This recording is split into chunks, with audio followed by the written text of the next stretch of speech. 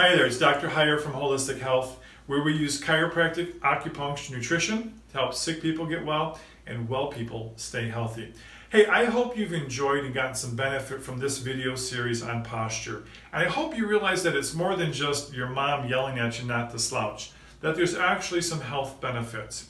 We briefly touched on how bad prolonged posture over a period of time can actually contribute to cardiorespiratory issues like cardiovascular disease, strokes, and other respiratory illnesses. And after a long period of time, it can actually help contribute to earlier onset of arthritic conditions that maybe don't need to be.